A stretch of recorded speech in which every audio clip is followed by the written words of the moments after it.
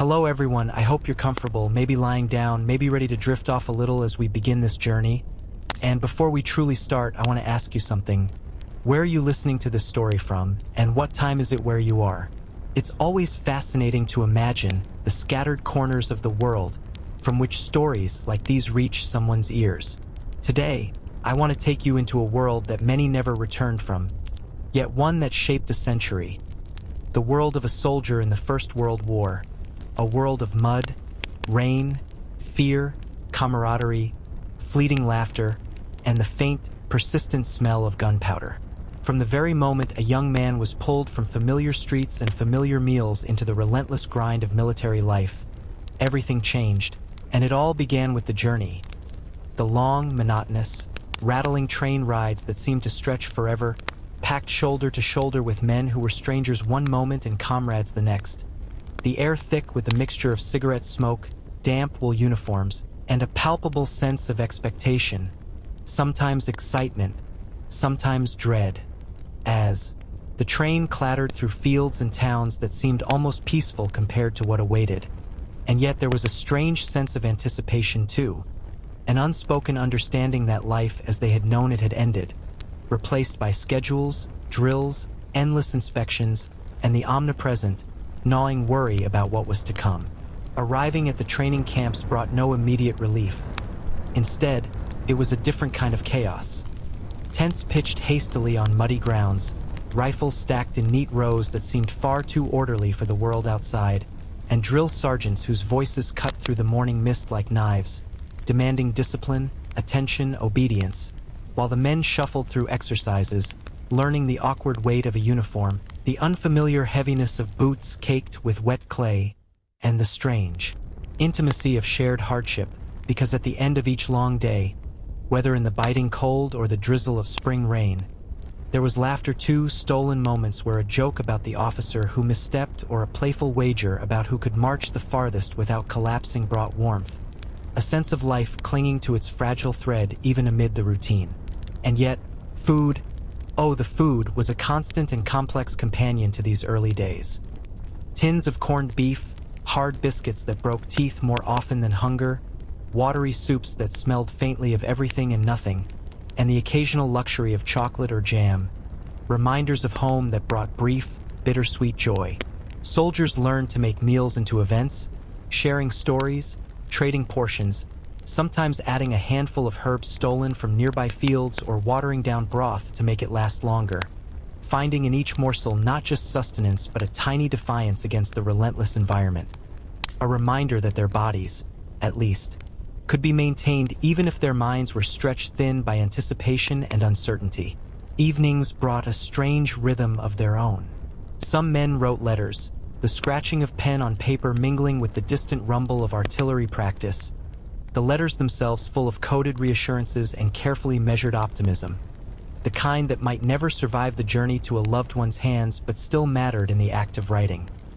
Others played cards or shared stories of exploits past, not all true, not all entirely invented, but each story a thread connecting the human soul across distance and danger.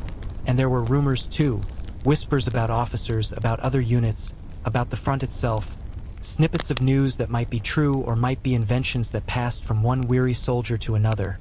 And these rumors had a strange power, painting vivid pictures of life beyond the training grounds, sometimes terrifying, sometimes oddly comforting, as if the very idea of danger could be tamed by imagination.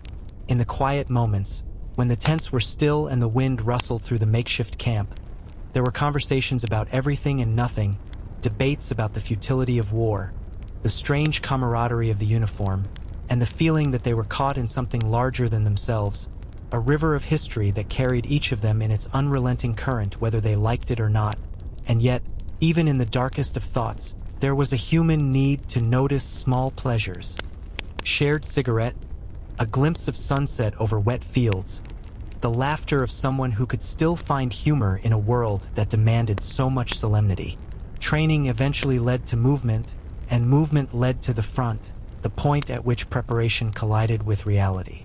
Soldiers learned quickly that the stories they had heard in camp, the rumors and whispered accounts, only partially captured the horror and monotony, the stench of mud mixed with blood, the constant, low hum of artillery somewhere beyond the horizon, and the strange, creeping numbness that began to settle in, an effort by the mind to protect itself from constant exposure to danger. The trenches were not the romanticized lines of heroic postcards. They were deep, wet, cold, sometimes ankle-deep in water, crawling with mud and vermin, and yet within these narrow confines, there was life of another kind. Soldiers developing routines, learning the precise timing of watches, the subtle cues of the men around them, the quiet signals that warned of incoming shell fire, the shared laughter over small victories like catching a fish in the trench puddle or managing to cook a hot meal that wasn't entirely inedible. There were moments of absurdity too, because the human mind seeks light in darkness. Men decorating the walls of mud and sandbags with scraps of paper, little tokens from home, or even crudely drawn cartoons mocking the generals who seemed impossibly far away from the grime and risk of everyday life in the trenches. And amidst all of this, there was sleep, or the desperate approximation of it. Rolled in blankets that were damp, sometimes cold, sometimes infested, soldiers learned to rest standing, sitting, lying, anywhere they could find a moment, while the distant artillery reminded them constantly that safety was fleeting, that life could be altered in an instant. And yet, these moments of sleep brought dreams, sometimes haunting, sometimes absurdly comforting, memories of home, of fields and streets, of meals shared in warmth and laughter, dreams that served as a fragile tether to humanity even in a world defined by destruction and survival. Through it all, the young men began to understand that being a soldier was a constant negotiation between fear and resilience, between boredom and terror, between the small joys they could steal and the enormous burdens imposed upon them by a world at war. And slowly, they adapted, not because the war was fair or just, but because the only choice was adaptation, finding life in moments that seemed insignificant yet became the threads holding their sanity together.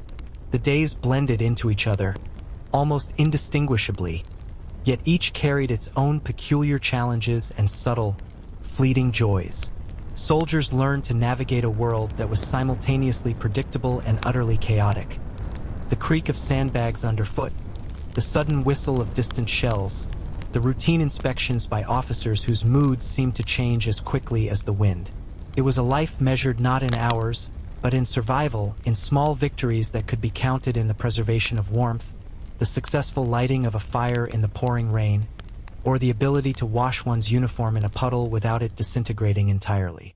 Some days brought letters, carried painstakingly through the dangerous networks of messengers and often soaked fields, letters that smelled faintly of home, of ink and paper, of hearth fires and kitchens, and for a brief moment, these scraps of communication carried a soldier away from the mud and the fear, transporting him to memories of breakfast tables, quiet streets, or the laughter of children he might never see again. Food remained a central obsession. Soldiers grew surprisingly creative with what little they had. Tins of meat became stews with whatever roots or vegetables could be found in the trenches. Biscuits were crumbled into soups or softened with rainwater. And sometimes a daring venture outside the trench lines yielded stolen bread or a rare potato, the acquisition itself a small thrill, a reminder that even in a world designed to strip away comfort, ingenuity could carve out tiny pleasures. Rumors often accompanied food, whispered over the scraping of spoons on tin plates, stories of distant armies collapsing, of miraculous escapes, of new weapons that sounded like monsters from fairy tales, all shared in hushed tones so that the officers wouldn't overhear, blending reality with imagination until it became hard to tell whether what they were discussing had actually happened or merely existed in the anxious, fertile minds of men hungry for distraction. Entertainment, or whatever approximated it, was as improvised as food. Card games and dice were favorites, often improvised from whatever scraps of paper or wood could be found, and there were makeshift competitions. Who could balance a spoon on his nose the longest, or make the most convincing animal noises, each absurd little game a momentary escape from the omnipresent threat of death. Music occasionally crept into the trenches, sometimes a harmonica pulled from a pocket, sometimes a soldier singing a warbling tune that he remembered from home, and the voices, rising uncertainly over the mud, seemed to mock the silence of the fields beyond, asserting humanity in a place that tried relentlessly to erode it. And yet, laughter often contained a bitter edge, because even the jokes could not entirely mask the awareness that at any moment, the ground might shake with artillery, the air might be filled with the whistle of bullets, and a comrade might vanish without warning. It was a strange duality, life and death, joy and fear, absurdity and horror, intertwined so tightly that separating them seemed impossible. And yet the soldiers adapted, finding rhythms in the chaos, small rituals that gave structure to days that could otherwise dissolve into an endless monotony of mud and waiting. Sleeping in the trenches became an art of compromise and endurance.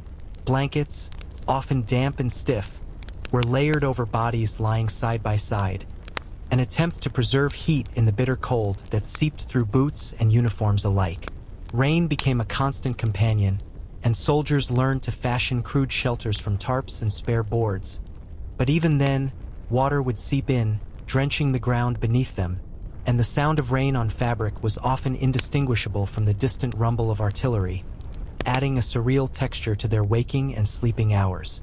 Despite exhaustion, sleep brought dreams of home that were vivid and sometimes cruel memories of kitchens, hearth fires, fields in bloom, laughter of siblings, the faint aroma of bread cooling on a windowsill, all juxtaposed sharply against the reality of mud, lice, rats, and the omnipresent danger surrounding them, creating a strange emotional tension where longing and fear coexisted in every heartbeat. Communication between soldiers became an intricate, almost secretive dance. Notes were passed in silence, gestures became shorthand for warnings, and shared glances conveyed volumes about the enemy's position, the approach of patrols, or the location of the newest, most treacherous mud pits. Camaraderie was born in the trenches, not in formal introductions but in shared hardships. The man who helped push a gun through mud without complaint, the one who offered half his biscuit when rations ran low, the one who found humor in a moment when even breathing seemed difficult. And yet, alongside friendship, there was always a subtle, constant awareness of mortality. The realization that each laugh might be the last, each shared joke a fragile bubble in a world constantly trying to burst it. Letters from home, when they arrived, were treasures. Soldiers read them over and over, sometimes aloud to friends, savoring each word, each sign of normalcy, each hint of life beyond the trenches. But letters could also be cruel, bringing news of illness, loss, or worry, reminders that the world continued its trials even for those far from the front lines. Soldiers became adept at compartmentalizing these emotions, storing away sadness and fear for moments when private reflection was possible, often under the cover of night or during brief respites when no officers watched. They learned that survival depended not just on physical endurance but on mental fortitude, on the ability to laugh at absurdity, to find joy in small victories, and to cling to fragments of normalcy in a world dominated by chaos. Even within the relentless routine, soldiers discovered strange pockets of adventure. Scouting missions offered glimpses of life beyond the mud, fields full of strange flowers, abandoned farmhouses, the rare sight of animals grazing cautiously, oblivious to the human conflict nearby. These moments were brief, often dangerous, yet they reminded soldiers of the world they had left behind and provided fuel for stories shared during long hours in the trenches. Each man contributed a piece, some realistic, some exaggerated, some entirely fantastical, until the stories themselves became part of the fabric of trench life, a shared mythology that offered escape, even if only for a moment. The monotony of trench life was occasionally shattered by moments that seemed almost unreal, as if the world itself was reminding soldiers that it could be both cruel and strangely beautiful, often at the same time. One morning, after a night of relentless rain that had turned the trenches into rivers of mud, a faint sun appeared above the horizon, casting light on the sodden landscape in hues that resembled a painting, almost too vivid to be real. And for a few minutes, men paused their work, rifles in hand, to simply watch, the silence punctuated only by the distant call of a bird or the muffled groan of a cannon somewhere beyond. These were fleeting moments, Yet they left an impression that lingered, stories later told with a mixture of disbelief and reverence, as if anyone who hadn't been there could never truly understand the sharp contrast between horror and quiet beauty, between the fear of artillery and the delicate shimmer of sunlight on wet earth. Life in the trenches demanded improvisation. Soldiers became inventors of sorts, crafting tools and comforts from scraps of wood, metal, or fabric that others might have discarded. A broken rifle stock could be reshaped into a makeshift stool. Empty cans transformed into stoves for heating the stubborn, cold rations. Old tarps patched with string became crude raincoats or shelter covers, and each innovation carried a quiet pride, a testament to resilience in a world determined to test the limits of human ingenuity. Humor was never far away, often absurd, arising from the very inventions born of necessity. A soldier tripping over his own creation, a makeshift stove collapsing in a puff of smoke, or the playful scolding of a friend who had attempted to cook soup in a tin too small to contain it, sending watery broth spilling over the muddy floor. These moments, though small, became lifelines, threads of levity woven into the fabric of an otherwise oppressive existence. The soldiers' diets remained a strange and vital obsession, not merely for survival but for morale. Beyond the familiar tins of corned beef and hard biscuits, there were occasional luxuries: root vegetables scavenged from nearby fields, wild berries that might be sweet or bitter, the rare egg or chicken found in abandoned barns, and the precious, treasured chocolate or jam that arrived sporadically with supply convoys. Cooking was both a necessity and a ritual, a ceremony that demanded attention and care, because the act of preparing food, however simple or imperfect, was a reaffirmation of life itself. Stories often accompanied meals: tales of home kitchens, favorite recipes, strange culinary experiments, and even jokes about what might happen if a general had to live on the same rations, blending humor with survival and reminding soldiers that the world, however harsh, was still theirs to remember, even if temporarily suspended in mud and danger. Communication and companionship became art forms in their own right. Soldiers developed an almost unspoken language of gestures, eye contact, and subtle movements, conveying warnings, instructions, or emotions without the need for words that might alert nearby officers or enemy forces. Shared laughter was often coded, a mix of relief and nervous energy, and the bonds formed in such conditions were unlike any other, forged under a constant, unyielding pressure that demanded reliance on one another for both survival and sanity. Letters from home remained treasures, but the soldiers also wrote secret notes to each other, sometimes ridiculous, sometimes deeply personal, passed quietly along the trench lines, fostering a sense of intimacy and trust that became indispensable when the world outside the mud and wire seemed increasingly incomprehensible. Amid the constant tension, soldiers still found ways to create rituals, small comforts that structured their days and provided a sense of normalcy. Morning inspections, though often tedious, became moments to exchange brief stories, small bets over who could march or run faster, or subtle competitions over whose uniform looked the least miserable after a night in the rain. Even chores like repairing sandbags or digging drainage ditches became stages for camaraderie, playful teasing, or silent competitions, turning work into a form of entertainment and giving purpose to otherwise endless, exhausting labor. It was a delicate balance between necessity and distraction, between the rigor demanded by survival and the human need for engagement, laughter, and small victories, and the soldiers became masters of this balancing act, finding meaning in repetition, absurdity, and tiny acts of creation amidst the chaos. Sleep remained an elusive, coveted prize. Trenches were damp, uncomfortable, and often infested with vermin. Yet soldiers learned to sleep anywhere, in any position, whenever a lull presented itself, sometimes standing, sometimes curled in corners, sometimes side by side with comrades whose presence offered warmth, reassurance, and the faint comfort of solidarity. Dreams were vivid, sometimes comforting, sometimes cruel memories of home, fleeting visions of fields, kitchens, fires, and loved ones interwoven with fear and anticipation. The mind sought to create a temporary refuge, a space where normalcy could exist, even if for just a few moments, and the act of resting, no matter how imperfectly, became both a necessity and a form of quiet defiance, a way to reclaim humanity in a world dominated by destruction and fear. Scouting and patrols were intermittent adventures, brief windows into a world that existed beyond the trenches. Soldiers often found themselves in abandoned villages, discovering hidden fields, livestock cautiously grazing, and landscapes that seemed frozen in time, untouched by war yet surrounded by it. Each excursion was risky, fraught with danger, but also filled with a strange thrill, the knowledge that they were venturing into the unknown, that even a small victory, returning unscathed, finding a rare item, witnessing a sunset over quiet fields, was a triumph against the relentless uncertainty of their world.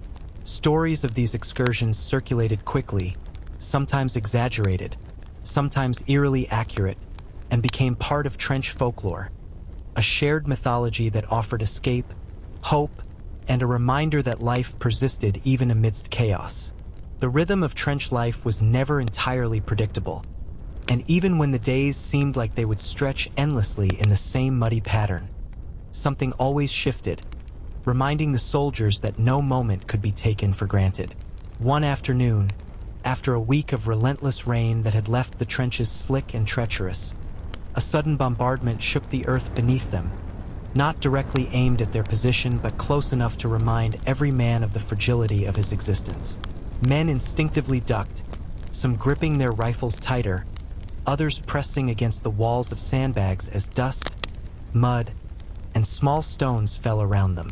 Yet, almost immediately, as the echoes faded and the tremor settled, laughter began to ripple through the trench, shaky, nervous, but present. The release of tension, a way to remind themselves that fear could coexist with absurdity, that life persisted even when death loomed nearby.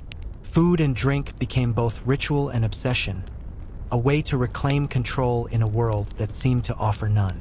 Soldiers traded rations creatively, learning which items could be stretched, which could be combined to make something palatable, and which were best consumed immediately to avoid spoilage.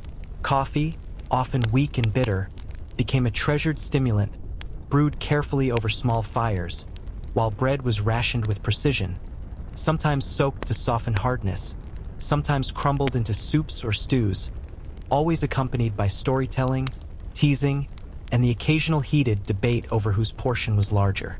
Even the smallest meal became a microcosm of their lives, a blend of survival, ingenuity, camaraderie, and the delicate balancing act of maintaining humanity in conditions designed to strip it away. Occasionally, soldiers found strange, almost magical moments of beauty or levity in the midst of their grim surroundings.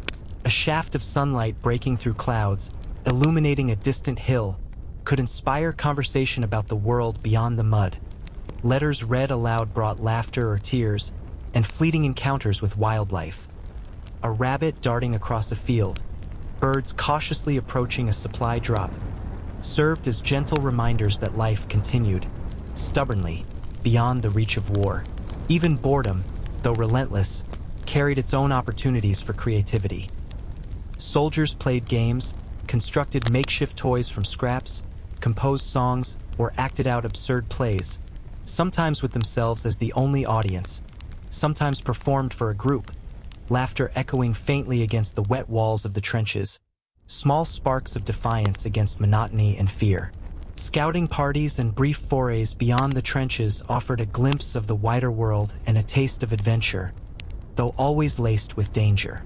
Men moved cautiously through abandoned farms, overgrown fields, and shattered villages, ever aware that the faintest sound might betray their presence. The discoveries they made, hidden caches of food, abandoned possessions, sometimes even a fleeting, distant view of a civilian attempting to survive the same relentless conflict, were relayed back to the trenches in stories that grew with retelling, sometimes bordering on legend, blending reality and imagination into a shared narrative that helped maintain morale and sanity. Even these minor victories, though modest, were celebrated. A warm meal shared after a successful forage, a minor prank pulled on a friend returning from patrol, A brief moment of music played over a makeshift drum or harmonica. Each act a reminder that the human spirit could endure even amidst chaos. Sleep remained an elusive, treasured respite, always uncertain, always punctuated by the sounds of distant artillery or the restless movement of comrades.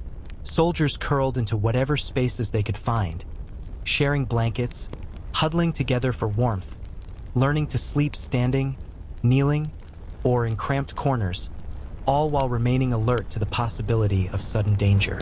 Dreams were vivid and layered, blending memories of home with the immediate terrors of the trenches, often leaving men awake with their hearts pounding, caught between nostalgia and anxiety.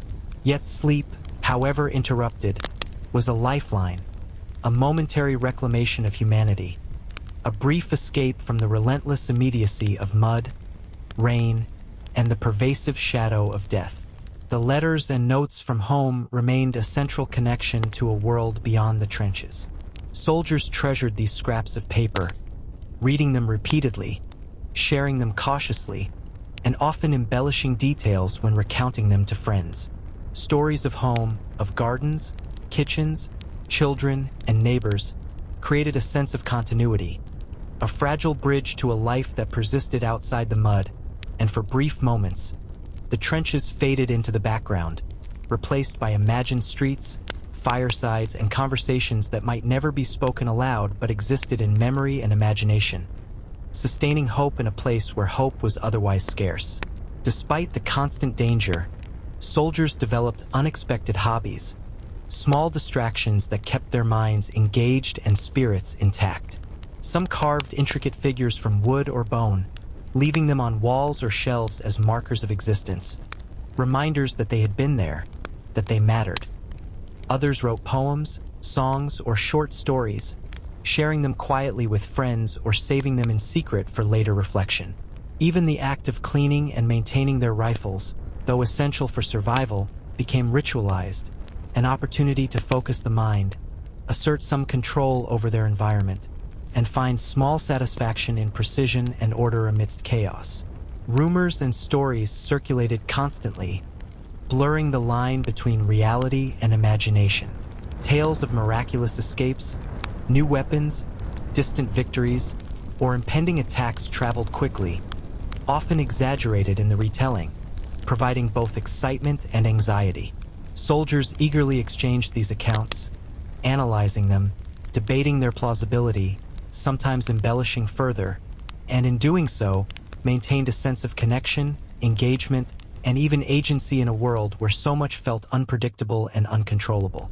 Humor remained an essential survival tool, often dark or absurd, offering fleeting relief from constant tension and creating bonds that sustained men through endless hours of monotony, fear, and uncertainty. Time itself became malleable in the trenches, measured less by clocks than by incidents, routines, and markers of survival. The arrival of supplies, the distant boom of artillery, the completion of mundane chores, the chance for a warm meal, and even the act of cleaning and organizing personal space became units of measure in a day that otherwise threatened to dissolve into an unbroken blur of mud, rain, and vigilance. Soldiers learned to construct order from chaos, to create meaning in repetition, to find continuity in ritual, and to extract fleeting moments of beauty, humor, and humanity in a world designed to challenge and diminish both. Life in the trenches seemed to stretch infinitely, yet it was punctuated by small, unpredictable disruptions that forced every soldier to remain alert and adaptable. One morning, after a week of oppressive damp and constant drizzle, a sudden flurry of gunfire erupted not far from their line, sharp and sudden, startling men awake from what little rest they had managed. Instinct took over. Rifles were grasped, heads ducked behind sandbags, and hearts raced. Yet within moments, the adrenaline faded into nervous laughter as it became apparent the attack was distant, perhaps aimed at another unit entirely. Such incidents, simultaneously terrifying and mundane, became part of the rhythm of life, a constant reminder that safety was an illusion and that resilience was the only certainty. Food continued to dominate daily life, but it was more than sustenance. It was ritual, comfort, and occasionally, adventure. Soldiers learned to modify rations creatively. Tins of beef or pork mixed with roots or leaves scavenged nearby. Biscuits soaked to soften their hardness. Soups simmered over small fires, and the rare addition of chocolate or preserved fruit became celebrations. Moments of joy that transcended mere survival. Some men experimented, adding unconventional ingredients found in the fields, turning meager portions into makeshift delicacies. Such experiments often led to laughter as much as nourishment. Burnt soup, overcooked potatoes, or a stew that tasted more like mud than meat. But each attempt reinforced a sense of agency in a world that offered so little control. Moments of leisure were surprisingly rich, given the environment.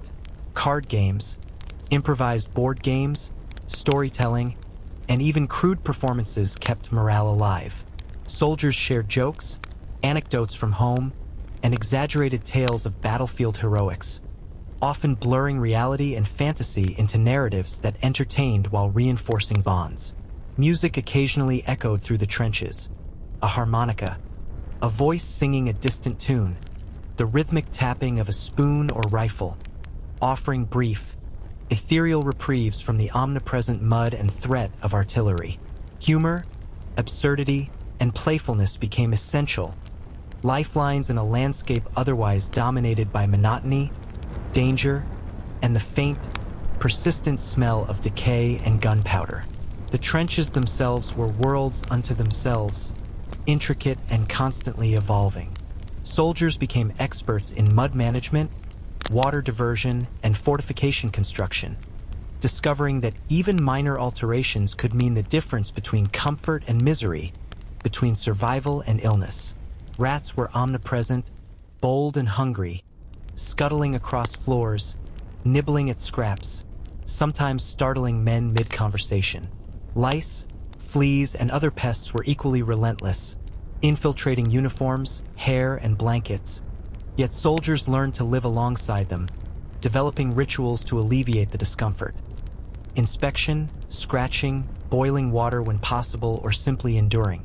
In these small battles against nature, soldiers discovered resilience, patience, and ingenuity, reinforcing the broader lessons of endurance demanded by the larger conflict surrounding them. Sleep was always precarious, yet desperately sought. Soldiers curled in corners, huddled together for warmth, or slept in shifts, eyes half open, prepared to respond to the slightest disturbance. Dreams were vivid, often combining nostalgia for home with the trauma of the front. Visions of kitchens, fields, loved ones, intertwined with the sounds of distant artillery, the sight of mud-slicked trenches, and the faint glow of fires used to cook meager rations.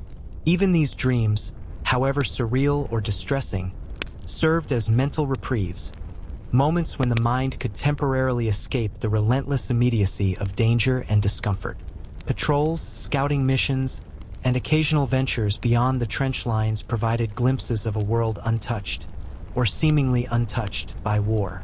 Abandoned villages, overgrown fields, and wildlife cautiously navigating the aftermath of battle offered contrast to the constant mud, barbed wire, and tension of daily trench life. These excursions were perilous, yet they provided stories, small victories, and fleeting moments of awe. Soldiers returned from such missions with tales, sometimes factual, sometimes embellished, detailing strange discoveries, minor triumphs, or humorous mishaps, weaving these narratives into the daily rhythm of trench life, offering both distraction and a sense of agency in a world dominated by uncontrollable forces. The letters and correspondence from home were sacrosanct. Each envelope contained glimpses of normalcy, memories, and reassurance, yet often brought mixed emotions: joy, nostalgia, worry, or sadness. Soldiers read letters aloud, shared passages with friends, or tucked them away for private reflection. The act of reading and rereading connected them to a world beyond mud, rain, and artillery, reminding them of life outside the trenches and providing fragile emotional sustenance alongside the physical nourishment of their meager meals. These communications reinforced bonds with family and friends while offering a psychological anchor, preserving a sense of identity and purpose amid the relentless erosion of war. Rumors, both factual and fantastical, circulated constantly, often inflating minor events into legends or exaggerating distant occurrences into vivid stories of heroism or horror. Soldiers eagerly exchanged news, debated plausibility, and speculated on outcomes, transforming anxiety into engagement and uncertainty into narrative. Such storytelling was a form of psychological survival, offering distraction, entertainment, and social cohesion. Even the darkest rumors were imbued with fascination, serving as a shared language of intrigue, a way to navigate fear collectively, and a reminder that even in chaos, the human mind sought to impose structure and meaning. Time in the trenches lost conventional meaning. Days were marked not by clocks but by patterns. Inspections, ration arrivals, distant artillery, patrol schedules, and the recurring cycles of work, rest, and improvisation. Soldiers measured life in survival, in small victories, in laughter, in the maintenance of rituals that sustained both mind and body. These markers, though often mundane, became essential, providing continuity and a sense of progression in a world designed to erode both. Every meal prepared, every letter read, every joke told, and every patrol completed were threads weaving together the fabric of existence, fragile yet persistent, binding men together and anchoring them to a fragile sense of humanity amid chaos. The trenches seemed to stretch endlessly, like a maze of mud and wood that swallowed days and nights into one continuous, wearying rhythm. Yet even in this monotony, subtle changes made each moment distinct, forcing soldiers to remain alert, adaptable, and surprisingly inventive. One dawn, after a night of relentless rain that had turned the trenches into miniature rivers, a faint, unexpected calm fell over the front lines, an eerie silence that immediately drew the attention of every man. Rifles at the ready, eyes scanning the horizon, muscles tense with the anticipation of sudden chaos. And yet nothing came, only the soft patter of residual drops on canvas and the distant rustle of wind over flattened fields. A moment of uncertainty that somehow felt heavier than gunfire itself, because it allowed the mind to wander into dark, uncharted corners, where fear mingled with imagination, creating scenarios both absurd and terrifying in equal measure. The routines of daily survival remained a delicate ballet. Meals, despite their simplicity, became ritualized, almost sacred acts of maintaining life.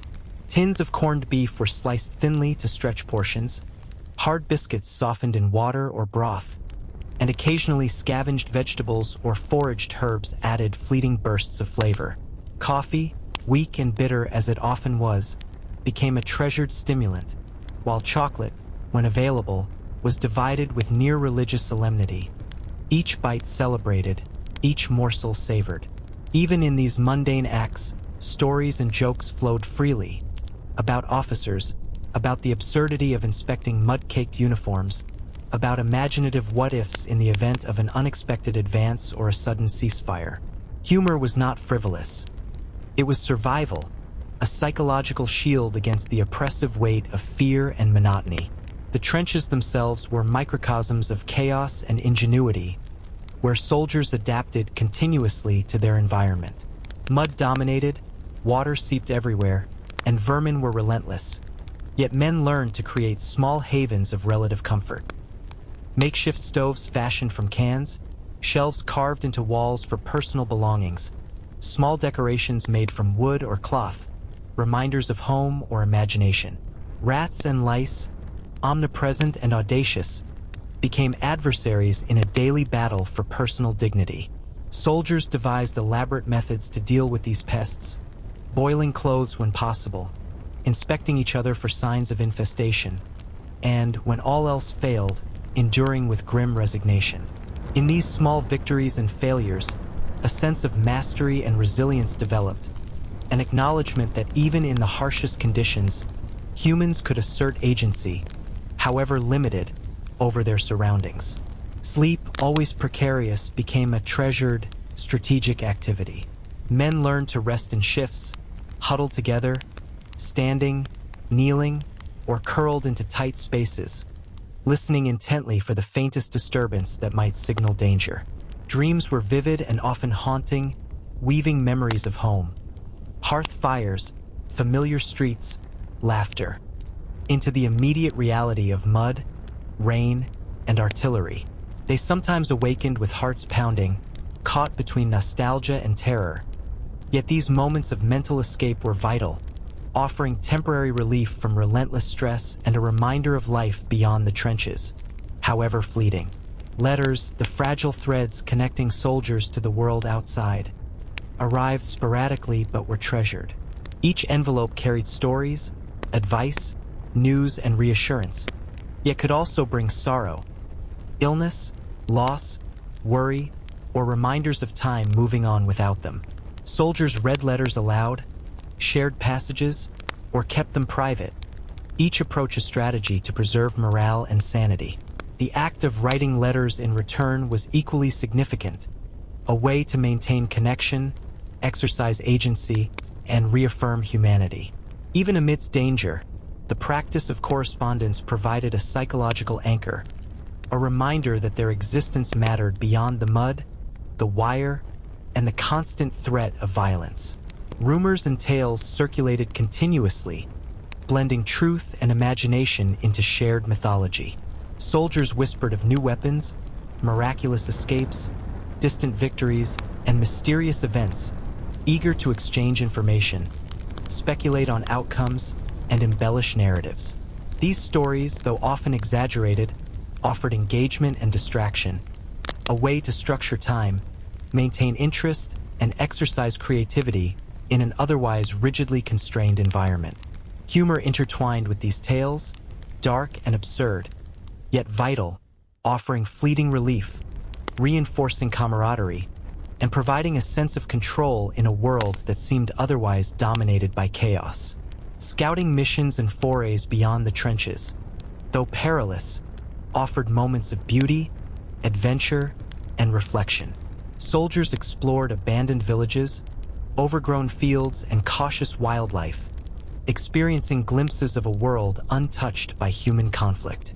Each excursion carried small victories, discovering food, returning unscathed, witnessing a sunset over distant hills, or encountering relics of civilian life. Upon returning, these stories were shared, embroidered, and celebrated, contributing to the collective memory of trench life and offering hope, entertainment, and a reminder of existence beyond mud and wire. Time was perceived differently, measured less by clocks and more by rituals, events, and milestones. Ration deliveries, letter arrivals, inspections, artillery barges, patrols, and brief respites. These markers structured days, creating rhythm and continuity amidst an otherwise unrelenting monotony. Soldiers learned to extract meaning from repetition, to savor small pleasures, and to build identity through rituals, jokes, and shared stories. Every act, cooking, cleaning, repairing, playing, writing, was simultaneously practical and symbolic, reinforcing connection, morale, and sanity. Even boredom, relentless and omnipresent, became a source of ingenuity. Men constructed games, invented challenges, composed songs or poems, and shared imaginative tales, transforming waiting into creative engagement. Laughter and play, even dark or absurd, became essential survival tools, providing relief, bonding men together, and reinforcing the human spirit in an environment designed to erode it. In this intricate interplay of fear, monotony, humor, and ritual, soldiers discovered resilience, creativity, and the fragile yet persistent threads of humanity that allowed them to endure, adapt, and find meaning amid relentless adversity. Despite the endless monotony of trench life, moments of tension could erupt without warning, reshaping the rhythm of days into a series of unpredictable peaks and troughs. One afternoon, the distant rumble of artillery grew louder, then closer, the earth trembling under the impact as if the ground itself were warning of an imminent storm. Soldiers ducked instinctively, gripping rifles and scanning the horizon, hearts racing in anticipation. Yet the attack remained distant, an ominous reminder that danger was never far, even when it seemed temporarily absent. The abrupt shift from quiet to alertness sharpened senses, honed instincts, and reinforced the understanding that survival depended as much on vigilance and awareness as on physical strength. Meals remained a central focus, both for sustenance and psychological stability. Tins of corned beef or pork were rationed carefully, sometimes softened with water or combined with whatever could be foraged. Roots, wild herbs, or occasionally scavenged vegetables. Coffee, weak but cherished, offered warmth and alertness, while chocolate or preserved fruit became rare celebrations, a temporary escape from the relentless gray of mud and rain. Soldiers shared meals with stories, jokes, and debates, often exaggerating details for amusement, turning the act of eating into a communal ritual that reinforced camaraderie, a fragile defense against the oppressive weight of fear and fatigue. The trenches themselves were dynamic ecosystems, where adaptation was not just necessary but an art form. Men learned to manage water, mud, and vermin with a mix of ingenuity and resignation. Makeshift stoves, improvised shelves, and patched tarps provided minor comforts and a sense of control in an environment designed to erode both. Rats scuttled boldly along floors, stealing scraps, while lice and fleas tested patience and hygiene in ways impossible to fully mitigate. Soldiers developed routines, inspecting each other for pests, boiling clothes when possible, or simply enduring discomfort with grim humor, transforming minor hardships into shared experience and subtle victories over adversity. Sleep was a precarious gift, constantly interrupted by patrols, distant gunfire, or the oppressive damp. Men adapted to rest in shifts, sometimes standing, kneeling, or curled into tight corners, always alert yet attempting to reclaim a semblance of peace. Dreams blended memories of home, firesides, familiar streets, laughter, with the immediate reality of trenches, mud, and artillery. The juxtaposition of comfort and danger created surreal, often unsettling experiences. Yet even brief sleep provided mental respite, a temporary reclamation of humanity amidst chaos. Letters remained treasured connections to the world outside, embodying hope, comfort, and emotional sustenance. Each arrival was a miniature event, shared carefully among comrades or savored privately. They brought stories of home, advice, news, and occasionally sorrow, reminding soldiers of life beyond the trenches. Reading aloud fostered community, while private reflection nurtured resilience. Writing in return allowed men to assert agency, maintain bonds, and preserve identity in a world otherwise dominated by unpredictability and danger. Rumors circulated constantly, blending fact and fiction into a shared mythology of the front. Soldiers whispered about distant victories, new weapons, miraculous escapes, or enemy strategies, eagerly speculating and embellishing. These stories offered engagement, mental stimulation, and collective distraction from monotony, while humor, often dark, absurd, or self-deprecating, softened fear and reinforced social cohesion. Even the most improbable tales were embraced, providing a sense of narrative control and shared identity, an essential psychological anchor amidst relentless stress. Scouting and foraging missions offered glimpses of a world untouched by immediate conflict, brief adventures that combined risk with exhilaration. Soldiers navigated abandoned villages, overgrown fields, and cautiously observed wildlife, discovering rare treasures, food caches, intact possessions, or simply the awe of sunlight falling on a distant hill. Upon returning, these experiences became stories, sometimes exaggerated, sometimes absurd, yet always contributing to the collective narrative of trench life, offering brief respite and a reminder that survival was intertwined with observation, ingenuity, and courage. Time in the trenches was fluid, measured less by clocks than by events, rituals, and survival milestones. Supply arrivals, letter deliveries, inspections, artillery barges, patrols, and small victories structured days, providing rhythm and continuity. Soldiers learned to find meaning in repetition, to cherish small pleasures, and to construct identity through rituals, storytelling, and shared laughter. Each act, cooking, cleaning, maintaining equipment, improvising games, writing letters, served practical and symbolic purposes, sustaining morale, reinforcing bonds, and preserving humanity amidst relentless adversity. Even boredom became a catalyst for creativity and resilience. Soldiers devised games, composed songs or poems, constructed small toys, and shared imaginative stories. Absurd humor, storytelling, and playful competition became essential survival tools, reinforcing mental agility, social cohesion, and morale.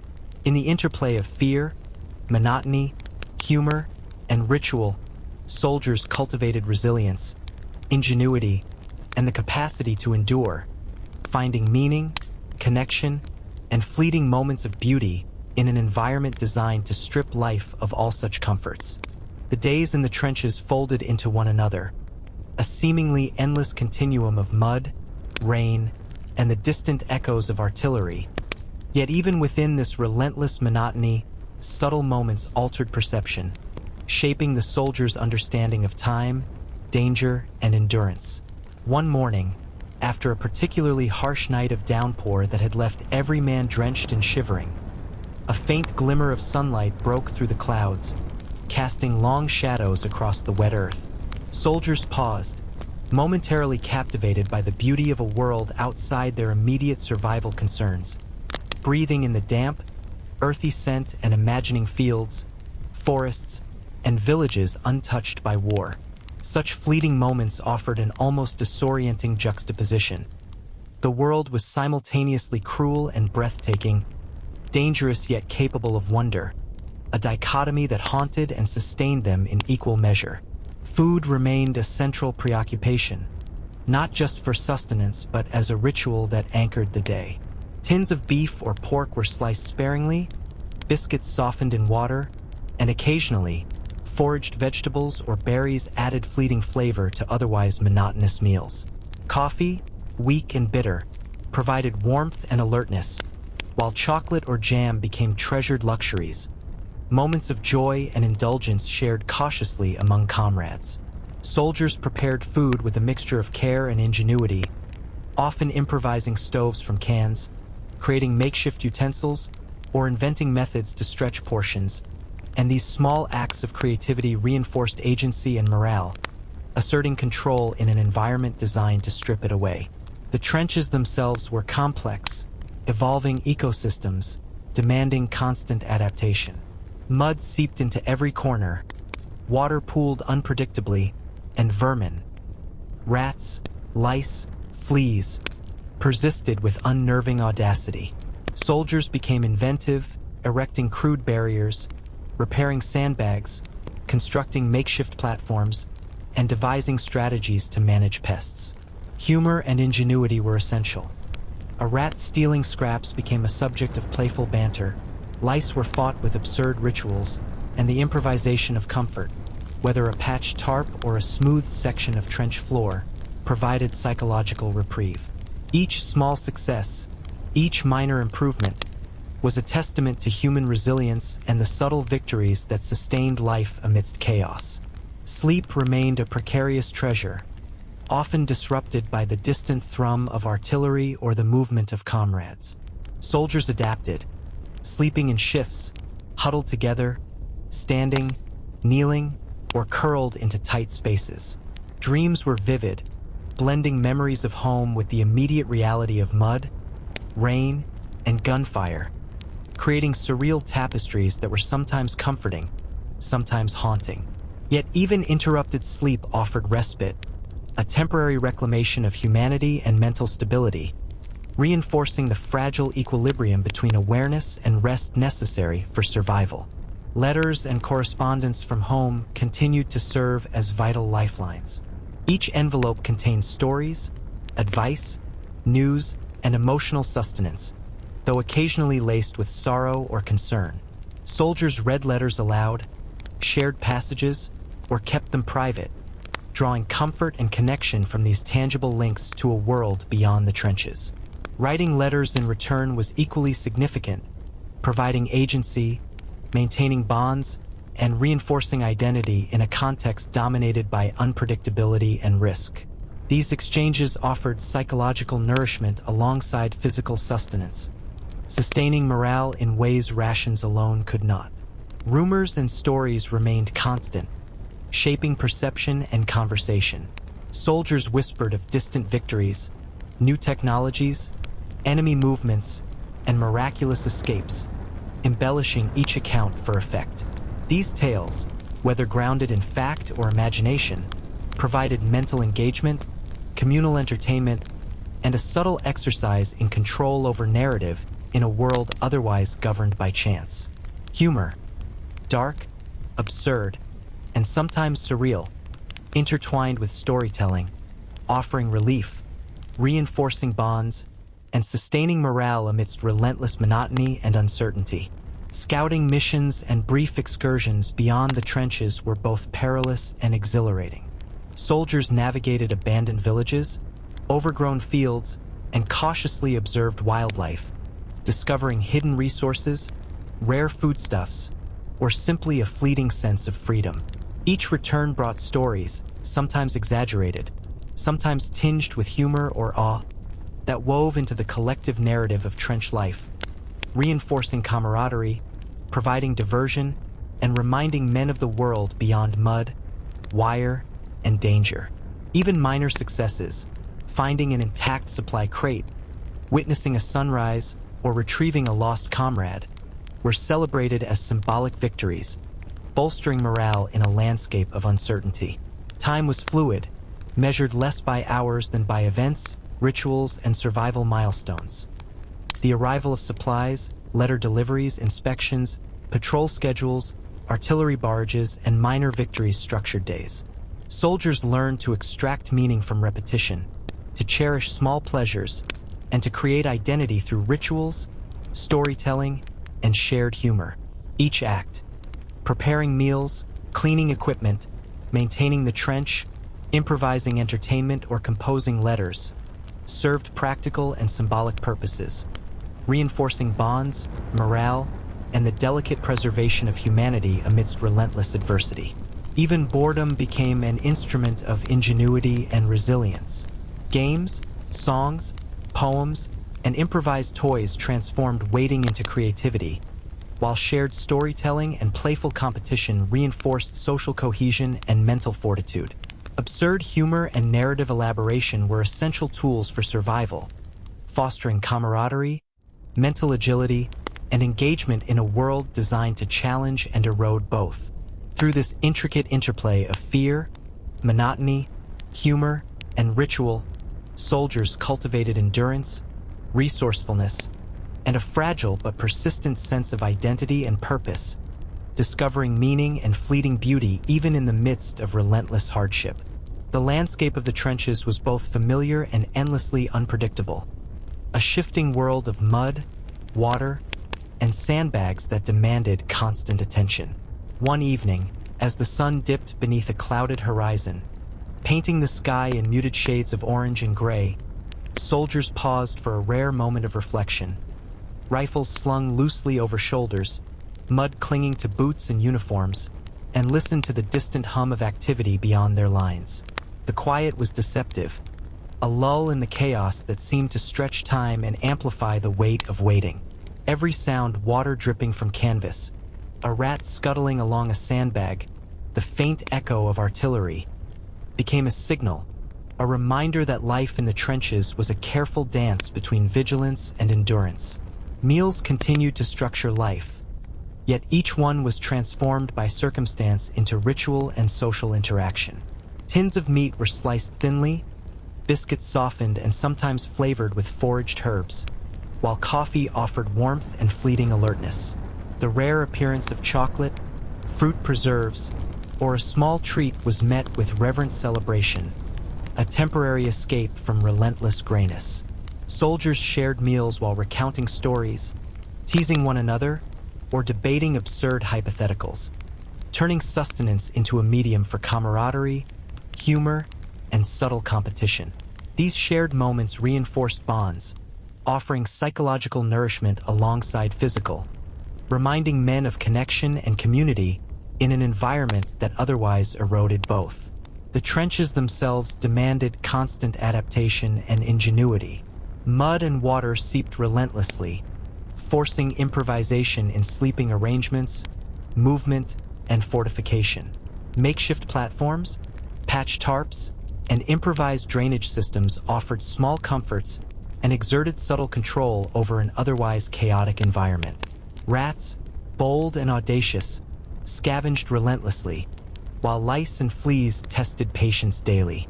Soldiers responded with a combination of strategy, humor, and endurance, scavenging, inspecting, boiling clothing when possible, or simply enduring discomfort with shared jokes, creating rituals and small victories that became integral to daily life.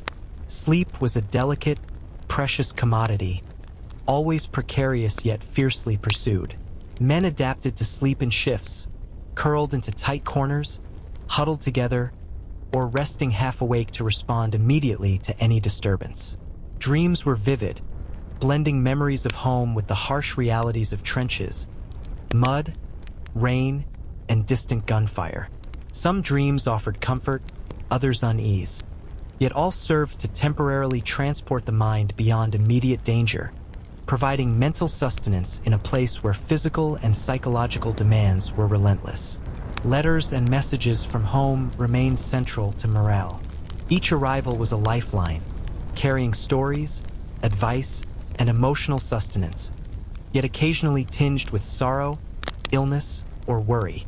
Soldiers read letters aloud, shared passages, or kept them private, drawing strength and connection. Writing in return was equally significant, providing a sense of agency, reinforcing bonds, and preserving identity in an environment dominated by chaos. These exchanges offered fragile emotional stability, helping men retain a sense of humanity even amidst relentless hardship. Rumors and shared stories flourished in the trenches, blending fact, imagination, and exaggeration. Soldiers speculated on distant victories, technological innovations, and miraculous escapes, embellishing details to entertain and engage. These narratives provided intellectual and emotional stimulation, communal bonding, and a sense of narrative control in a world often dictated by chance. Humor, often dark, absurd, or surreal, intertwined with storytelling, offering relief, reinforcing camaraderie, and sustaining morale in a landscape dominated by monotony and uncertainty. Scouting missions and excursions beyond the lines were both dangerous and exhilarating. Soldiers explored abandoned villages, overgrown fields, and cautiously observed wildlife, discovering small treasures, food caches, intact possessions, or simply the awe of a sunrise over distant hills. These excursions yielded stories that were shared, exaggerated, and celebrated, reinforcing collective memory, providing diversion, and reminding men that life extended beyond trenches, mud, and barbed wire. Minor successes, retrieving a lost comrade, finding a hidden ration, or witnessing a rare natural sight, were treasured as symbolic victories, bolstering morale and resilience. Time in the trenches was measured less by conventional clocks than by routines, rituals, and survival milestones. Supply deliveries, letter arrivals, inspections, patrols, artillery barges, and minor victories structured days, providing rhythm and continuity. Soldiers learned to find meaning in repetition, to cherish small pleasures, and to construct identity through ritual, storytelling, and shared humor. Every action, cooking, cleaning, repairing equipment, improvising games, or composing letters, served both practical and symbolic purposes, sustaining morale, reinforcing bonds, and preserving a fragile sense of humanity amidst relentless adversity. Even boredom became a source of creativity, engagement, and psychological resilience. Games, poems, songs, and makeshift toys transformed idle time into imaginative pursuits. Absurd humor, storytelling, and playful competition fostered social cohesion, maintained mental agility, and provided distraction from fear and monotony. In this constant interplay of danger, routine, humor, and ritual, soldiers cultivated endurance, ingenuity, and the persistent threads of identity, purpose, and humanity, discovering meaning and fleeting beauty even amidst relentless hardship. The mornings often began with the same oppressive dampness that seemed to cling to every surface, saturating uniforms, boots, and hair. Yet each sunrise brought subtle changes that kept the soldiers' senses alert. One particular morning, a thin mist hovered above the trenches, softening the edges of barbed wire and sandbags, giving the battlefield an almost ethereal quality. Men moved cautiously, rifles slung over shoulders, eyes scanning for subtle shifts in the terrain, listening to the distant rumble of artillery that might indicate an approaching skirmish or a change in enemy positions. Even in the monotony, awareness was vital, and the interplay of light, sound, and motion dictated attention, shaping the rhythm of survival in ways both subtle and profound. Food, ever a central aspect of life, was ritualized into acts of camaraderie and ingenuity. Tins of beef or pork were rationed with care, biscuits softened or broken apart to last longer, and occasionally, scavenged vegetables, herbs, or wild fruits added fleeting bursts of flavor. Coffee, bitter yet comforting, provided warmth and alertness, while chocolate or jam, when available, became prized indulgences shared cautiously among comrades. Meals were accompanied by stories, jokes, and debates, often exaggerated or absurd, transforming nourishment into entertainment, reinforcing bonds, and providing psychological sustenance alongside physical. The trenches themselves were ever-changing environments, demanding constant adaptation and resilience. Mud and water seeped relentlessly, testing fortifications and personal endurance, while rats, lice, and fleas challenged patience daily. Soldiers developed ingenious solutions, improvising drainage, reinforcing sandbags, creating platforms, and devising rituals to manage pests. Humor and ingenuity were essential tools, whether joking about rats stealing scraps, inspecting for lice, or creating small comforts from scraps of wood, cloth, or tin. These acts of adaptation were not mere survival. They were affirmations of control, resilience, and human agency in a world designed to erode both. Sleep remained a precious, precarious commodity, often interrupted by distant artillery, patrols, or the relentless damp. Men learned to rest in shifts, huddled together, kneeling, standing, or curled into tight corners, always alert to subtle disturbances. Dreams blended nostalgia for home, warm fires, familiar streets, family laughter, with the harsh immediacy of mud, rain, and gunfire, creating surreal, sometimes comforting, sometimes unsettling experiences. Even interrupted sleep offered crucial mental reprieve, preserving cognitive function and emotional stability in an environment that demanded constant vigilance. Letters from home continued to serve as vital lifelines, connecting soldiers to a world beyond the trenches. Each envelope carried stories, advice, emotional comfort, or occasionally, sorrow. Soldiers read letters aloud, shared passages, or kept them private, drawing sustenance from these fragile connections.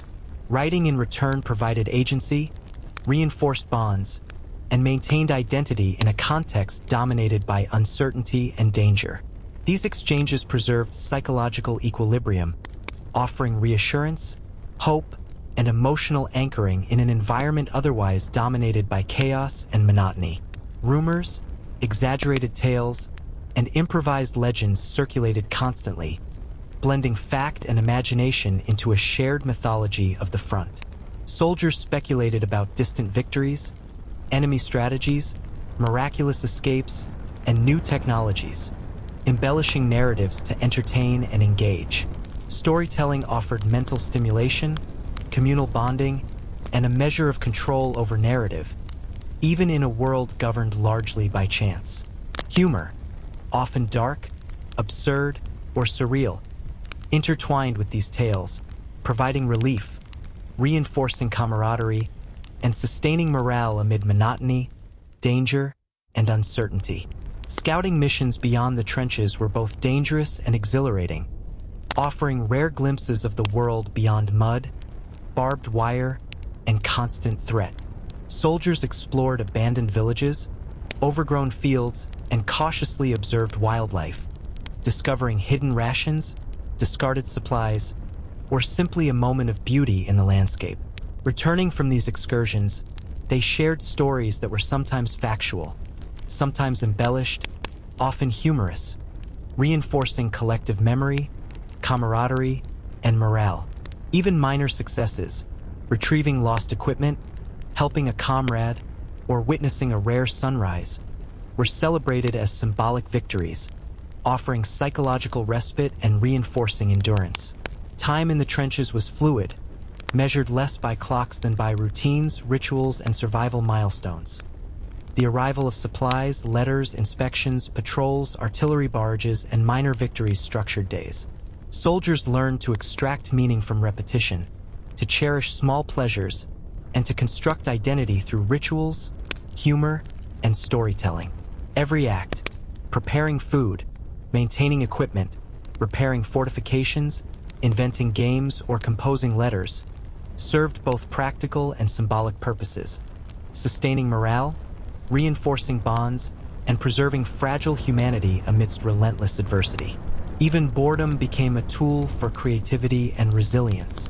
Soldiers crafted games, improvised toys, composed songs or poems, and shared imaginative stories, transforming waiting into engagement and distraction. Absurd humor, storytelling, and playful competitions reinforced social cohesion, maintained mental agility, and provided relief from fear, monotony, and stress. In this continuous interplay of danger, routine, ritual, and humor, soldiers cultivated endurance, creativity, and the persistent threads of identity, purpose, and humanity, discovering fleeting moments of beauty and meaning even amidst the unrelenting hardships of trench life. The trenches seemed to breathe with their own rhythm, a living labyrinth of mud, wood, and water that shaped the lives of those who inhabited them, dictating movement, attention, and survival. One afternoon, as a gray drizzle softened the edges of the landscape, soldiers paused to observe the strange stillness that had settled over the battlefield. Every distant sound, rustling leaves, the faint echo of artillery, or the flutter of a bird's wings, became magnified, signaling potential danger or simply breaking the oppressive monotony. The uncertainty of such moments, whether they promised calm or sudden upheaval, kept men alert, their senses tuned to subtle shifts, the rhythm of survival embedded in perception itself. Meals, while simple, were transformed into essential rituals that reinforced social bonds and morale. Tins of meat were carefully rationed, softened in water, or combined with whatever could be scavenged from the surrounding fields. Biscuits, often hard and dry, were broken into small pieces, sometimes flavored with herbs or occasional vegetables, while coffee offered warmth and fleeting alertness. Rare indulgences, chocolate, jam, or preserved fruit, were celebrated, savored, and shared cautiously among comrades. These acts of preparation, consumption, and storytelling during meals became more than sustenance. They were a crucial thread in maintaining human connection and resilience in an environment designed to strip both away. The trenches themselves were demanding and unpredictable. Mud seeped everywhere, water pooled unpredictably, and vermin, rats, lice, fleas, challenged hygiene and patience. Soldiers adapted with ingenuity and grim humor. Improvised drainage, platforms to avoid the deepest mud, patched tarps, and routines for dealing with pests. Humor was essential. Joking about rats stealing scraps, creating rituals to inspect for lice, and improvising comfort from scraps of wood, cloth, or tin transformed hardships into shared victories. These small acts of adaptation reinforced agency and resilience, allowing men to reclaim some control in a world otherwise dominated by chaos and danger.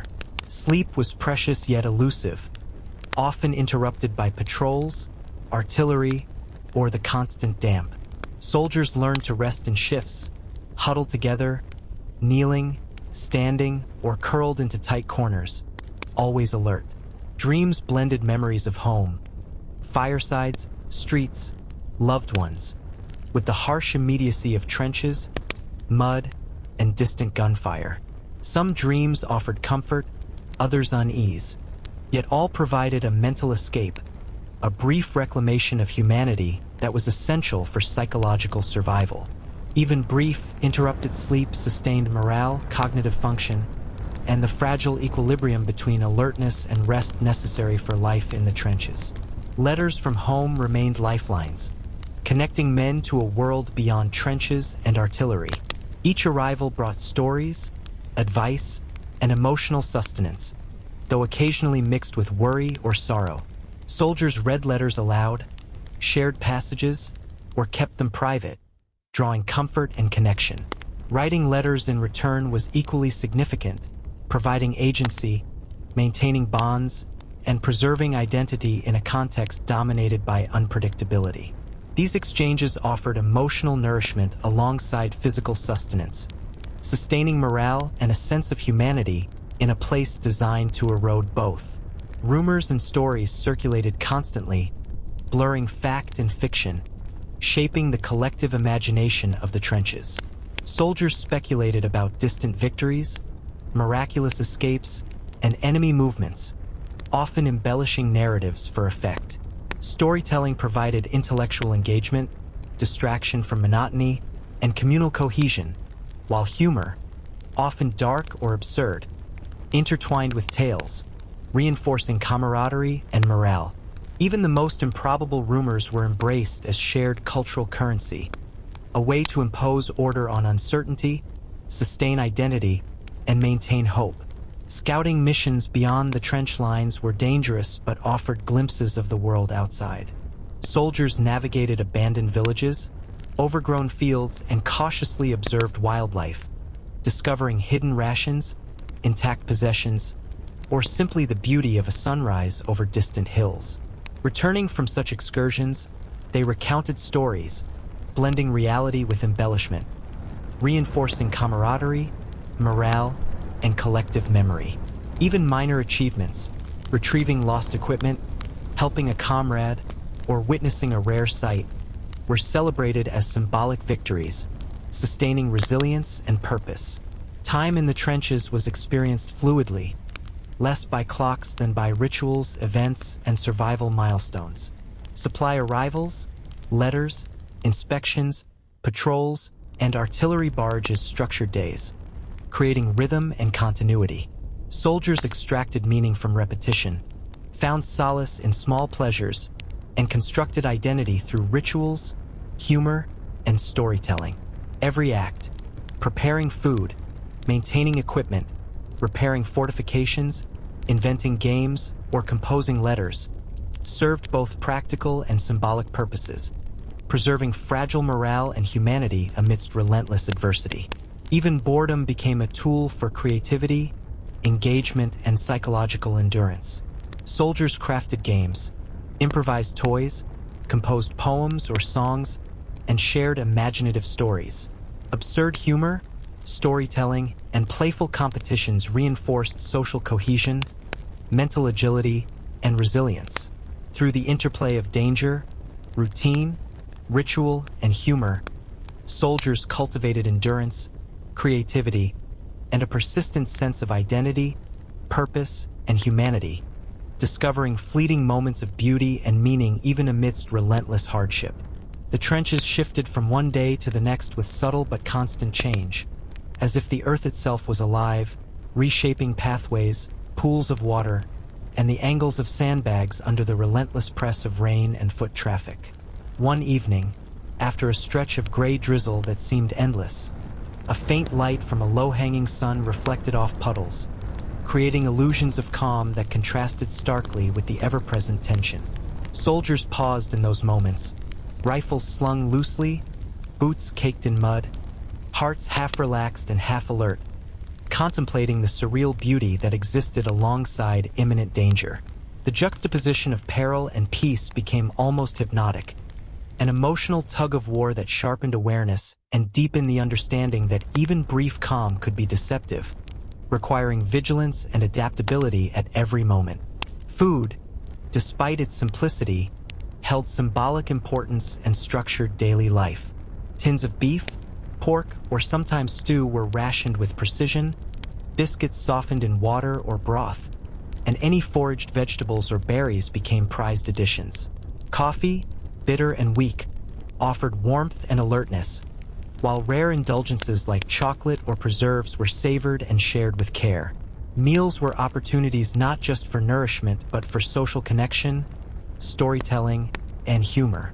Soldiers exchanged jokes, recounted memories, and debated trivial absurdities, transforming ordinary sustenance into a ritual of morale and human connection. Even in the midst of mud and rain, a shared meal became a small anchor of sanity, a reminder that life persisted beyond the trenches. The trenches themselves were ever demanding, shifting under the weight of weather, movement, and the ever-present threat of enemy action. Mud and water seeped into every space, and vermin, rats, lice, fleas, tested patience daily.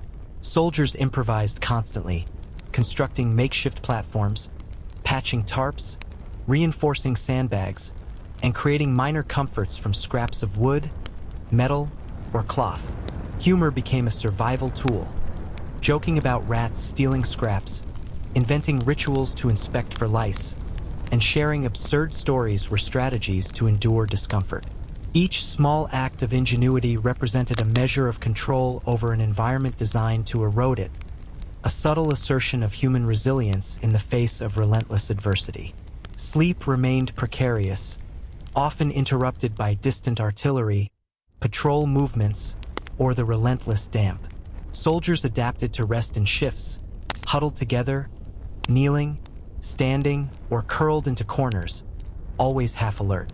Dreams intertwined memories of home, familiar streets, loved ones, firesides, with the stark immediacy of trenches, mud, and distant gunfire.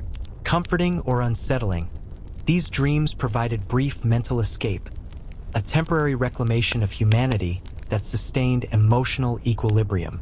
Even fragmented, interrupted rest offered essential recovery, allowing men to maintain alertness, cognitive function, and morale in a place that demanded constant awareness and resilience. Letters from home continued to serve as lifelines, bridging the psychological distance between trenches and the world beyond. Each envelope brought stories, advice, reassurance, or sorrow. Soldiers read letters aloud, shared favorite passages, or preserved them privately, drawing comfort and connection from the fragile link. Writing letters in return was equally vital, providing agency, maintaining relationships, and preserving a sense of identity and purpose amidst chaos. These exchanges, while small, carried immense psychological weight, reinforcing hope, belonging, and human continuity in an environment that threatened both. Rumors and tales circulated ceaselessly, blurring reality and imagination, creating a shared mythology of trench life. Soldiers speculated on distant victories, new technologies, enemy strategies, or miraculous escapes, often exaggerating details for effect. These stories offered mental engagement, communal entertainment, and a sense of narrative control in a world dominated by chance. Humor, frequently dark or absurd, became interwoven with storytelling, providing relief, reinforcing camaraderie, and sustaining morale amid monotony and perpetual tension. Scouting and foraging missions beyond the trenches were perilous yet offered glimpses of a world outside mud, wire, and danger. Soldiers explored abandoned villages, overgrown fields, and cautiously observed wildlife, discovering hidden supplies, rare food, or moments of quiet beauty. Returning from these excursions, they recounted experiences, blending fact and embellishment, reinforcing collective memory and shared morale. Even minor successes, retrieving lost equipment, aiding a comrade, or witnessing a fleeting natural sight, were celebrated as symbolic victories, bolstering resilience and maintaining hope. Time in the trenches became fluid, measured less by hours and more by events, rituals, and survival milestones.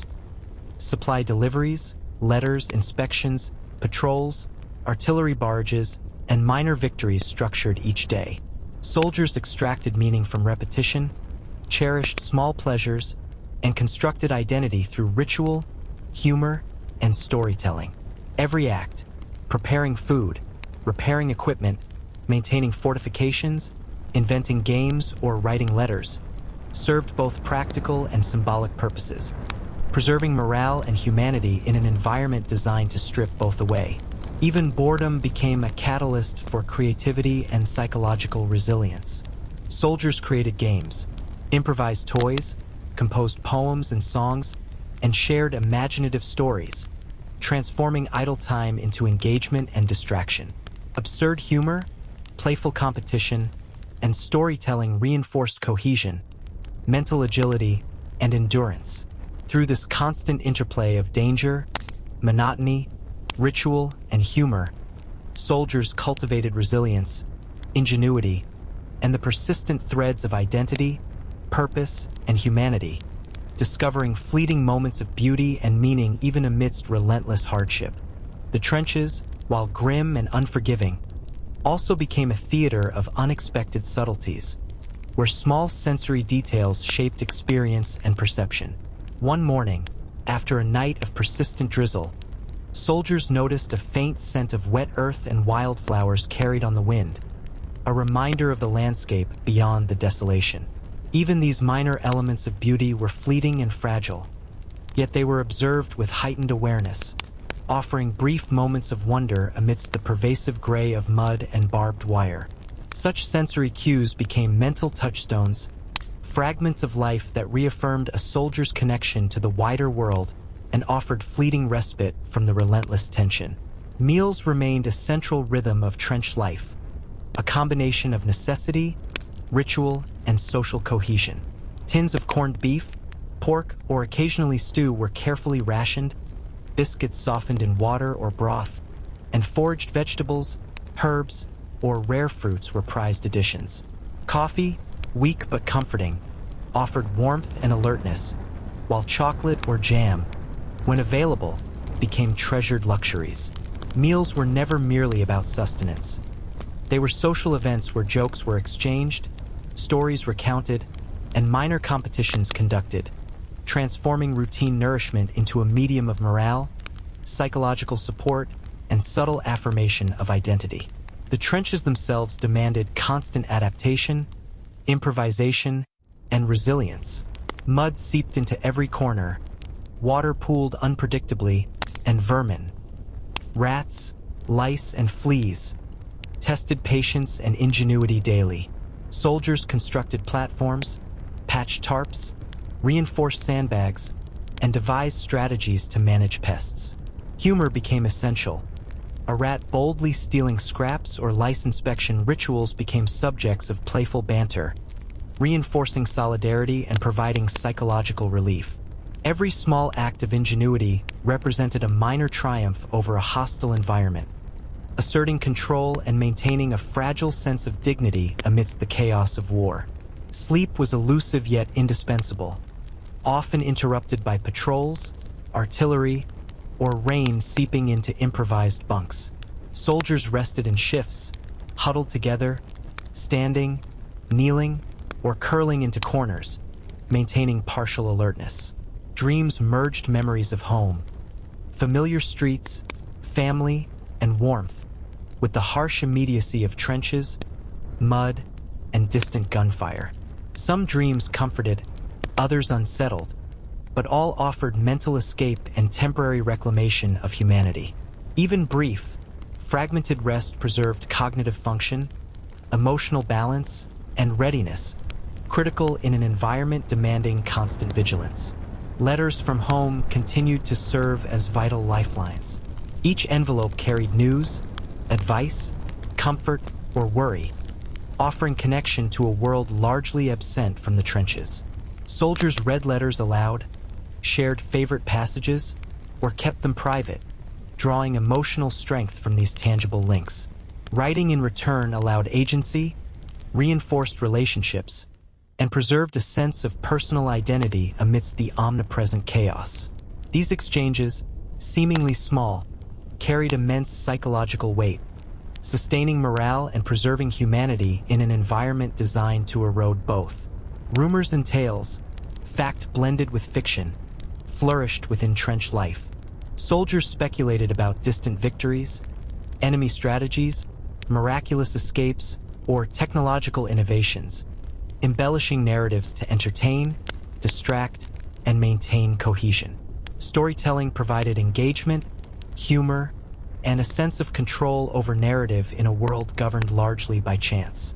Dark, absurd, or surreal humor intertwined with these stories, offering relief, reinforcing camaraderie, and sustaining morale against monotony, fear, and exhaustion. Scouting missions and foraging beyond the trenches offered both danger and fascination. Soldiers explored abandoned villages, overgrown fields, and cautiously observed wildlife, discovering hidden rations, discarded equipment, or simply witnessing a sunrise or distant horizon. Returning from these excursions, stories were recounted, often embellished, strengthening communal bonds, morale, and memory. Minor successes, retrieving lost gear, aiding a comrade, or observing fleeting natural beauty, were celebrated as symbolic victories, reinforcing resilience and offering psychological reprieve amidst the constant pressures of trench life. Time in the trenches was elastic, measured less by clocks and more by events, routines, and survival milestones. Supply deliveries, letters, inspections, patrols, and artillery barges structured each day. Soldiers found meaning in repetition, cherished small pleasures, and constructed identity through ritual, humor, and storytelling. Every act, preparing meals, maintaining equipment, repairing fortifications, creating games, or writing letters, served practical and symbolic purposes, sustaining morale and preserving humanity amidst relentless adversity. Even boredom became an opportunity for creativity, mental engagement, and social cohesion. Games, improvised toys, poems, songs, and imaginative stories transformed idle time into mental and emotional exercise. Absurd humor, playful competition, and storytelling reinforced social cohesion, mental agility, and endurance. In the constant interplay of danger, routine, ritual, and humor, soldiers cultivated resilience, creativity, and enduring threads of identity, purpose, and humanity, discovering fleeting moments of beauty and meaning even amidst relentless hardship. The trenches seemed to exist in a world entirely their own, a realm defined by mud, water, and the constant presence of danger, yet interspersed with fleeting, almost imperceptible moments of normalcy that grounded soldiers in the rhythm of life. One morning, after a night of persistent rain that had transformed the trenches into rivers of mud, a pale light filtered through the clouds, illuminating the waterlogged sandbags and puddled earth. Soldiers moved cautiously, their boots sloshing through thick mud, rifles at the ready, eyes scanning the horizon for subtle movement or change, knowing that even the smallest sound could signal either a threat or the approach of new orders. The contrast between the oppressive reality of trench life and these brief, fragile moments of calm created an almost hallucinatory tension, sharpening senses and intensifying awareness in ways that were both exhausting and essential for survival. Meals continued to serve as critical anchors in the daily existence of soldiers, offering not just sustenance but also moments of social connection and psychological reprieve. Tins of meat, beef, pork, or stew were rationed with care, biscuits softened in water or broth, and any foraged herbs, vegetables, or rare fruits became treasured enhancements. Coffee, bitter but warm, offered a small comfort, while chocolate or jam, when available, was treated as a luxury, carefully divided and shared among comrades. Meal times became opportunities for storytelling, teasing, and minor competitions, transforming simple nourishment into acts of camaraderie, resilience, and subtle assertion of identity within the unyielding harshness of the trenches. The trenches themselves were ever demanding, forcing soldiers to adapt and innovate constantly. Mud seeped into boots and clothing, water pooled unpredictably, and vermin, rats, lice, fleas, persisted with relentless determination. Soldiers constructed makeshift platforms, patched tarps, reinforced sandbags, and devised elaborate rituals to manage pests. Humor became an essential coping mechanism. The audacity of a rat stealing scraps, the absurdity of lice inspection routines, and the shared jokes about these daily challenges provided psychological relief, reinforced social bonds, and allowed soldiers to assert agency in an environment designed to strip it away. Every small act of adaptation represented a minor triumph, a reclamation of dignity and control. Sleep remained a precarious necessity, often interrupted by the distant boom of artillery, the movement of patrols, or the seepage of rain through canvas and earth. Soldiers adapted, resting in shifts, huddled together, kneeling, standing, or curling into tight corners, maintaining partial alertness even in rest. Dreams intertwined recollections of home, firesides, familiar streets, loved ones, with the immediate reality of mud, gunfire, and trench life, creating experiences that were at once comforting and disorienting. Even fragmented, interrupted sleep provided crucial cognitive and emotional recovery, sustaining alertness, decision-making, and morale in a world defined by unpredictability and danger. Letters from home were treasured lifelines, providing emotional sustenance and a connection to a world beyond the trenches. Each envelope carried news, encouragement, or sorrow, offering soldiers a sense of continuity and hope. Reading letters aloud, sharing passages, or keeping them private became a ritual, providing comfort and reinforcing social cohesion. Writing letters in return allowed agency, reinforced bonds, and preserved a sense of personal identity, serving as a psychological anchor amidst chaos. These exchanges, seemingly small, carried immense significance, sustaining morale and preserving a sense of humanity that the trench environment constantly threatened. Rumors, tall tales, and improvisational storytelling thrived within the trenches, blending fact, imagination, and exaggeration into a shared narrative that defined collective experience. Soldiers speculated about distant victories, technological advancements, miraculous escapes, and enemy strategies, often amplifying details for entertainment or morale. These narratives provided mental engagement, a sense of control over the unknown, and social cohesion, while humor, frequently dark or absurd, intertwined with stories, offering relief, reinforcing camaraderie, and sustaining morale despite monotony and constant threat. Scouting missions and excursions beyond the trench lines were fraught with risk yet provided glimpses of a world not dominated by mud, wire, and gunfire. Soldiers navigated abandoned villages, overgrown fields, and observed wildlife cautiously, discovering hidden supplies, intact possessions, or simply moments of beauty. A sunrise, the sound of wind in distant trees, or a fleeting animal crossing. Returning from such missions, stories were shared, often embroidered for effect, reinforcing collective memory, morale, and camaraderie. Minor victories, recovering lost equipment, aiding a comrade, or witnessing a rare natural phenomenon, became celebrated milestones, sustaining resilience, hope, and emotional balance. Time in the trenches was experienced fluidly, measured less by hours and more by sequences of events, routines, and survival milestones. Supply deliveries, letter arrivals, inspections, patrols, artillery barrages, and minor victories structured the day. Soldiers extracted meaning from repetition, found comfort in small pleasures, and cultivated identity through rituals, humor, and storytelling. Every act, preparing meals, repairing equipment, maintaining fortifications, inventing games, or writing letters, served both practical and symbolic purposes, preserving morale and humanity in an environment designed to erode both.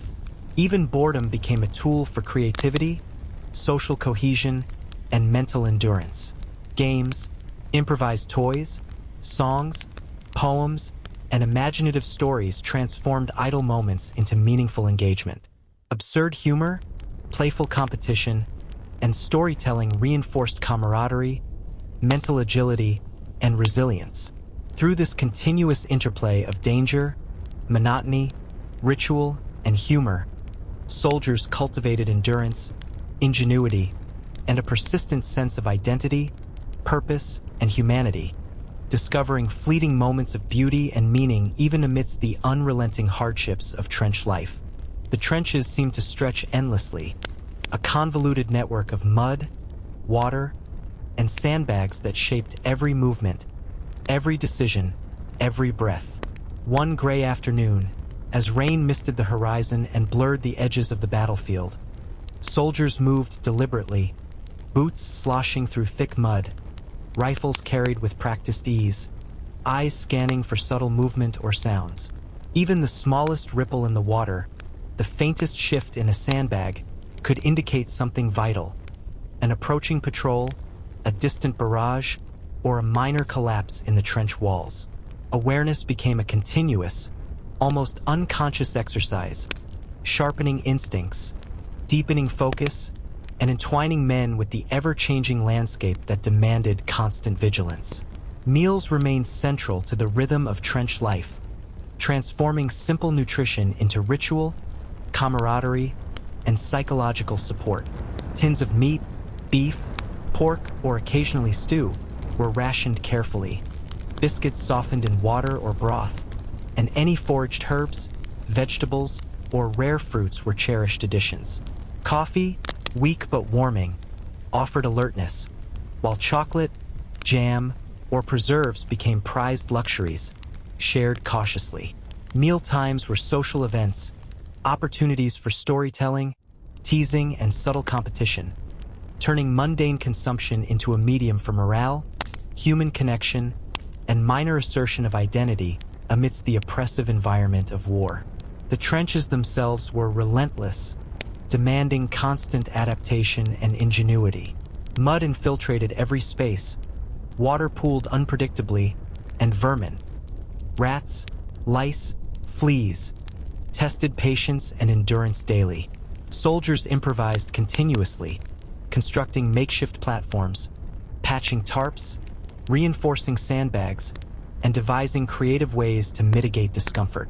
Humor became essential, joking about rats raiding food, sharing tales of absurd encounters with lice, or mocking minor mishaps provided relief, reinforced social bonds, and allowed men to assert some measure of control in an environment designed to erode both dignity and agency. Every small adaptation was a symbolic victory, a reclamation of self in the face of relentless adversity. Sleep remained elusive yet indispensable, frequently interrupted by artillery, patrols, or rain seeping into improvised bunks. Soldiers rested in shifts, huddled together, kneeling, standing, or curling into corners, maintaining partial alertness. Dreams intertwined memories of home, firesides, familiar streets, family, with the immediate harshness of trenches, mud, and distant gunfire, creating experiences that were at once comforting and disorienting. Fragmented, interrupted rest provided critical cognitive and emotional recovery, sustaining alertness, morale, and the psychological resilience necessary to endure the constant pressures of trench life. Letters from home continued to offer vital lifelines. Each arrival carried news, encouragement, advice, or sometimes worry, bridging the psychological distance between the trenches and the world beyond.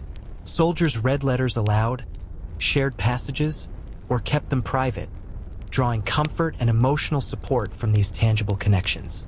Writing in return provided agency, reinforced relationships, and preserved identity, serving as a psychological anchor in an environment that threatened both stability and humanity. These exchanges, though seemingly small, carried immense weight, sustaining morale and reinforcing a sense of continuity amidst the chaos of war. Rumors and stories circulated constantly, blending fact, imagination, and embellishment into a shared mythology of trench life. Soldiers speculated on distant victories, enemy strategies, technological innovations, and miraculous escapes, often exaggerating for entertainment or morale. Storytelling provided mental stimulation, distraction, and social cohesion, while humor, frequently dark or absurd, interwove with narratives, reinforcing camaraderie and sustaining morale amidst monotony, stress, and danger. Even the most improbable tales became communal currency, a tool to navigate uncertainty and assert a sense of control over an unpredictable reality. Scouting missions and excursions beyond the trenches were fraught with danger yet offered glimpses of a world beyond mud, barbed wire, and artillery. Soldiers navigated abandoned villages, overgrown fields, and cautiously observed wildlife, discovering hidden rations, discarded equipment, or fleeting moments of natural beauty. A sunrise, the whisper of wind through distant trees, or a bird in flight. Returning from these excursions, stories were recounted, often embellished, reinforcing collective memory, camaraderie, and morale. Even minor successes, retrieving lost gear, aiding a comrade, or witnessing a rare natural occurrence, were celebrated as symbolic victories, sustaining resilience and emotional balance. Time in the trenches was measured less by hours than by events, routines, and survival milestones. Supply arrivals, letter deliveries, inspections, patrols, artillery barges, and minor victories structured each day. Soldiers extracted meaning from repetition, cherished small comforts, and constructed identity through ritual, humor, and storytelling. Every act, preparing food, maintaining equipment, repairing fortifications, inventing games, or writing letters, served both practical and symbolic purposes, preserving morale and humanity amidst relentless adversity. Even boredom became an arena for creativity, engagement, and psychological endurance. Soldiers devised games, improvised toys, composed poems, songs, and stories, transforming idle time into mental and emotional exercise. Absurd humor, playful competition, and storytelling reinforced social cohesion, mental agility, and resilience. Through this constant interplay of danger, routine, ritual, and humor, soldiers cultivated endurance, ingenuity, and persistent threads of identity, purpose, and humanity, discovering fleeting moments of beauty and meaning even amidst unrelenting hardship.